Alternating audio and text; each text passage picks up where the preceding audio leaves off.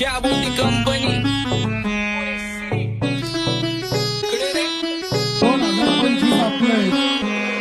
सक्सेसच्या माग माझ्या आईचा हातभार ही नाही देवाची कृपा माझ्या स्वतःचे उपकार कधी मध्ये दिसलो तर कल्टी मार नाही तर लपण्याची रम्मी मग शॉटला धार रुको जरा